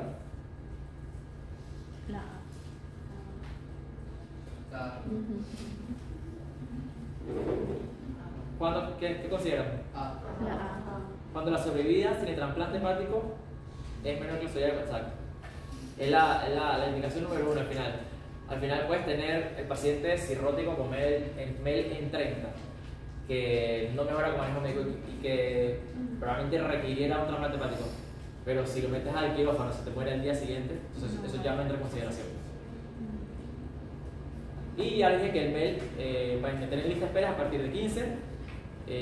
Obviamente ya el MEL tiene prioridad, pero obviamente siempre el número 1 es evaluar que la sobrevida sea mayor con el trasplante.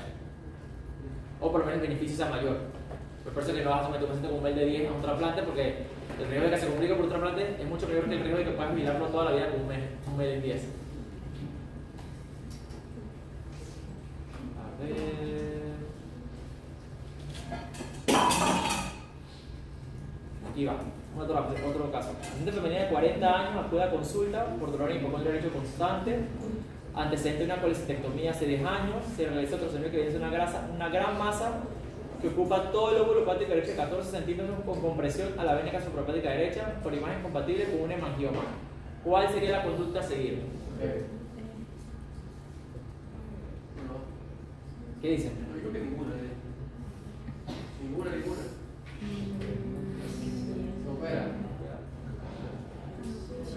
Exacto, al final, obviamente el momento de cirugía, exacto, y al final endoscopia alta no es necesario. Obviamente ese paciente que tiene un hemangioma tienes que estudiarlo bien, si quieres hacer estudio de imágenes, pero al final la conducta realmente sería cirugía. A este paciente se realiza un CAS, se dice una masa en el lóbulo hepático derecho de 12 por 14 centímetros que comprime la vena suprahepática derecha asociada a otra masa en el lóbulo hepático izquierdo de 7 centímetros. O sea, tienes dos masas, una de 12 y otra de 7, que presenta una cicatriz central. Esto no se lo dije. No. Absceso. No. Esto no se lo dije en la charla. Por estudio de imágenes, una imagen característica sale, creo que te hacen saber el diagnóstico de hiperplasia nodular focal en esa cicatriz central que tienen. Déjenme buscársela para que la vean. Eso no se lo mencioné.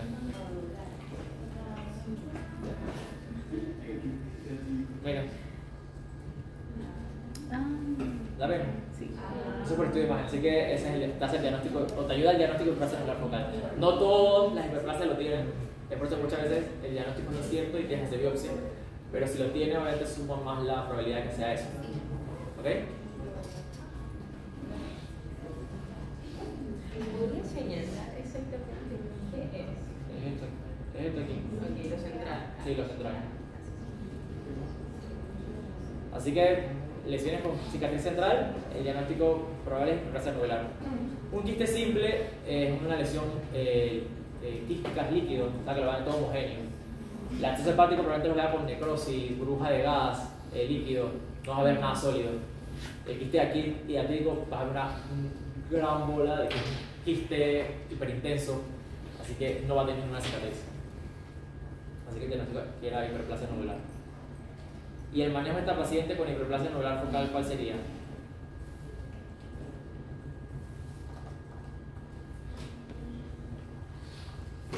Resección quirúrgica de ambos vasos. No sé. Exacto. Entonces aquí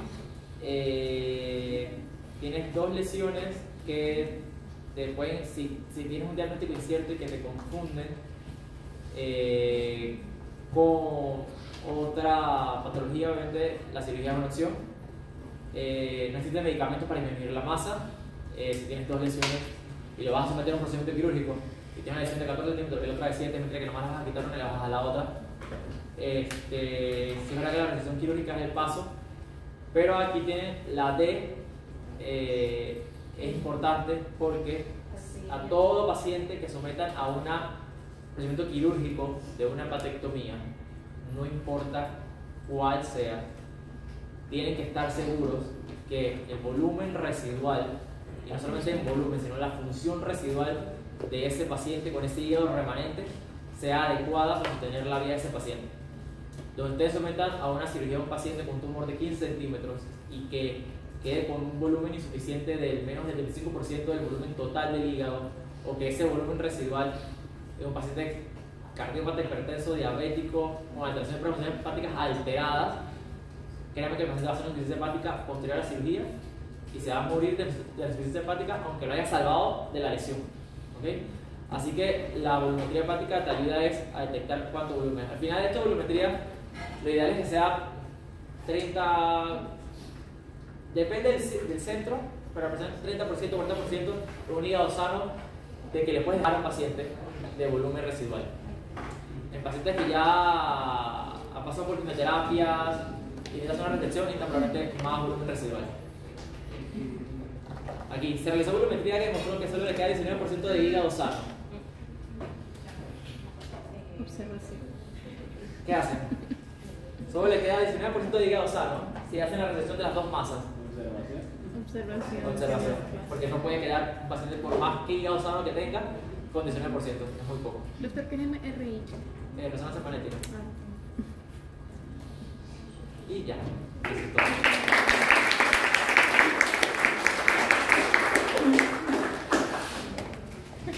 ¿Todo clarito?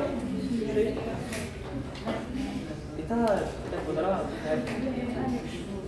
Ah, bueno.